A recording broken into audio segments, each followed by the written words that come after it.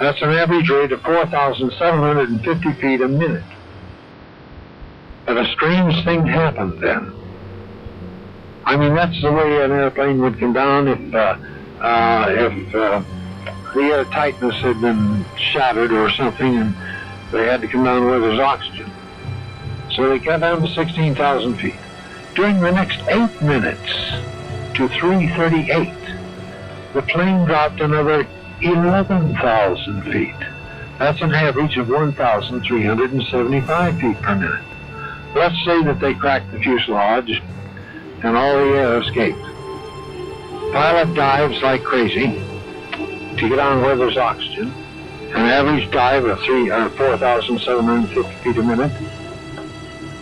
And when he got down to the oxygen, he leveled off and kept on going down at 1,375 feet a minute. In other words, Flight 7 did not plummet out of control nor drop like a rock into the sea after the attack. Most of the reports and news stories have said so.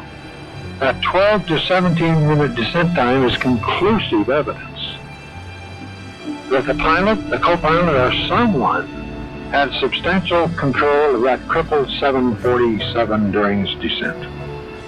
Now, the normal rate of descent for a 747 coming in for a regular landing from 35,000 feet, and we've confirmed this with airline authorities, including pilots who have flown the plane, it's kind of like coming down to about 3,000 feet a minute. However, if this cabin is suddenly decompressed, the rate would jump to 4,000 to 7,000 feet a minute to quickly bring the aircraft to about 15,000 feet level, where there would be adequate oxygen, a tolerable temperature, after which a more normal rate of descent would be resumed. Flight number 7 descended to 16,000 feet at nearly 5,000 feet a minute, when it moderated to the average of less than 1,500 feet a minute. Now, they watched it on radar. And can such figures be explained in any other way than that the plane was under substantial operational control and heading for a ditching, where there may have been and probably were survivors? Remember now, the water temperature at that crash site was estimated at around 50 degrees Fahrenheit, which an individual can stand for at least an hour with little trouble. As a matter of fact, there's a 50-50 chance of surviving for at least 3 hours. When Soviet vessels and aircraft reached the area of the crash soon after the ditching, and we refused to allow rescue or salvage missions from any other nation into the area, they kept out of the area. What do I mean? The possibility that there were survivors whom the Soviets captured is entirely realistic. Published by Huntington House Publishers. It was published in 1991. This is what it says on reading page 47 onward. By the late 1970s and early 80s, the growing influence of the CFR and Trilateral Commission in our government affairs had become difficult to ignore, and a number of congressmen who were willing to take a stand against these organizations were increasing. Congressman Larry McDonald took the matter before Congress on 4 February 1981, calling for a comprehensive congressional investigation of the CFR and Trilateral Commission, following up Resolution 773 of the American Legion, which urged Congress to investigate these organizations to determine their influence on U.S. policy. In spite of getting no coverage on this matter from the media and having only limited results in Congress, McDonald refused to give up.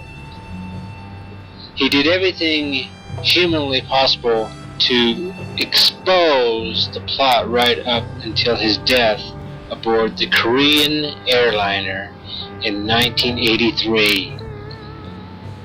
The 007 accident backfired on the establishment as it set off a wave of repulsion at the state level. Infuriated by McDonald's death and the failure of the media to even mention the fact that he had been exposing a conspiracy, those aware of the battle being waged behind the scenes began to apply pressure on Congress to take action. One of the states at the forefront of this effort was Indiana, where Resolution 773 had originated. On 3 April 1985, the Indiana House of Representatives introduced Resolution number 19, calling for a comprehensive investigation of the Trilateral Commission and the Council of Foreign Relations, pursuant to the efforts of Larry McDonald. However, like other calls for congressional investigations, this too would go unanswered, largely because of a lack of public pressure on Congress, which was in part the result of no media coverage. McDonald's death gave more congressional leaders courage to continue the fight. Well, you are Robert Wilson. Robert Wilson. No, I don't think so. Yeah, I'm a member of the Council on Foreign Relations. Is that a conspiracy? Well, you've certainly. Well, let me just tell you what Newsweek says this.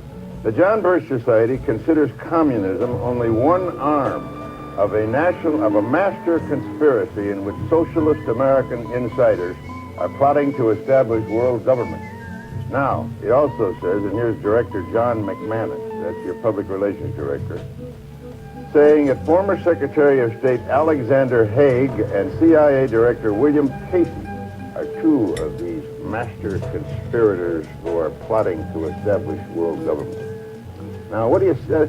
That kind of silly, asinine statement is what makes people laugh. That's the John Birch Society. Well, Tom, I'm sure being a long-standing member of the Rockefeller apparatus and as a member of the Council on Foreign Relations of longstanding, you're fully aware that there is an elitist core in this country that has seen value in subsidizing communism or protecting communism. It has? Sure. You're accusing me of subsidizing communism? No, I'm saying because I happen to belong to a there is an elite core study group. No, wait a minute. There is an elite core in this country that has dominated American society. Well, I'm not one of them. The Trilateral Commission. The Trilateral Commission, Council on Foreign Relations. State Department, I suppose. Well, let's face it, they've dominated the State Department for 40 years, and pretty much openly. All right, so. but what are they trying to do? Well, their objective is to try to bring about a gradual transition in our society, a dissolving of sovereignty, and a moving steadily to the left on the political spectrum. Well, who are they? The elitist groups that I mentioned, particularly key individuals and policymakers in the Council on Foreign Relations. Is the International Monetary Fund part of this? Well, I would say the International Monetary Fund has certainly been set up for the purpose of facilitating that transfer of sovereignty and transfer of wealth on the road. Right, we elected Mr. Conservative. Let me just finish the point, because otherwise we're going to have a lot of unanswered questions. That you are looking at a group that has worked to bring about a dissolution of national sovereignty on the road to world government. And certainly you're familiar with local Professor Carroll Quigley, who has been part of your club, in which he admitted all this. And he said in his book, Tragedy and Hope, the only thing I disagree is that we've worked to keep it a secret. And you see Arthur Schlesinger Jr. writing way back in 1947, says, yes, this is the hidden policy of America. But we can't tell the American public because they're too unsophisticated to see the value. What is the instrumentality of world government? What is the instrumentality? Of all the things to say about Arthur, that's the silliest statement I ever heard. He never made anything like that. Well, let me suggest that you read the May-June issue of the Partisan Review of 1947, Tom, and you can read it for yourself. It's called Arthur Schlesinger said there was a conspiracy to promote communism. He didn't use the word conspiracy. He said the objective was to bring about... Well, let me finish. I'll tell you. He said that the objective, the secret policy, which we can't tell the American public because they're not sophisticated enough to see the value, is that through a steady result of erosion of New Deals, we bring the American society steadily to the left, and through a sound concept of benign containment, we merge into the vital center of the socialist left. Those are his words, not mine. You think John Kennedy was a member of that conspiracy? No, let me ask you this. The World Federalist Movement in the post-war era contained a lot of people who eventually broke with it, and a lot of people thought the UN, in the post-war era, looked toward world government. Indeed, they did, up until 48, 49. But a lot of them said, look, we were utopian. That's over and done with. We can't move. And a lot of them came in Kennedy's government. Schlesinger was in there when they were fighting